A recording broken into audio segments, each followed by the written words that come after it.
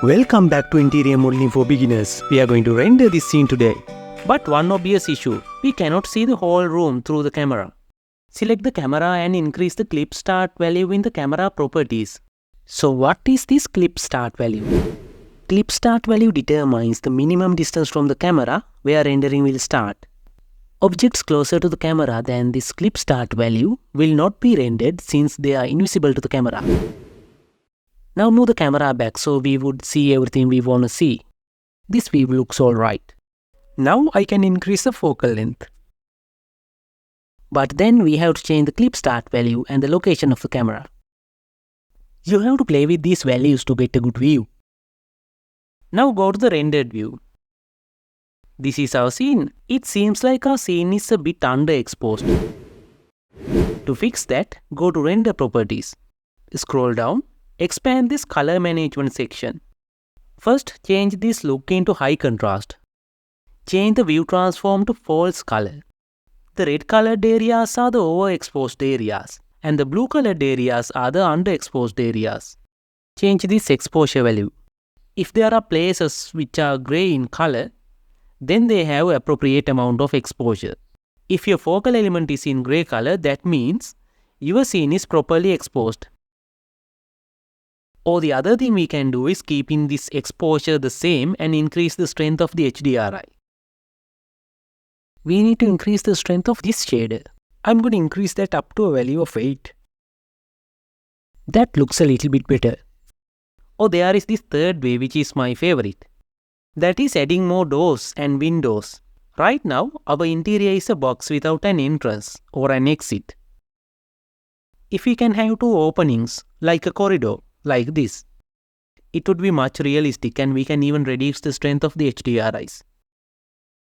Go back to the camera view. I'm reducing the strength down to 3. Do we need to change anything else? No, we don't. Let's see the rendered view. By the way guys, I am so happy to tell you that I have 500 subscribers now. Thank you so much for your love and support. I really appreciate it. One final thing before we render this, we can add some bevels to these hard edges. Select this little slab, this wall and these planks and press slash to separate them from the view.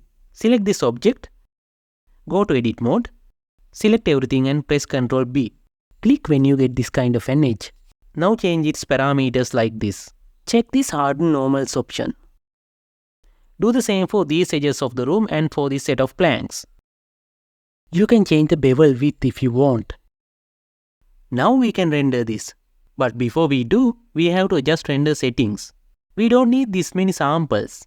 256 samples would be more than enough. With a higher sample count, you get a better quality image, but it takes longer to render.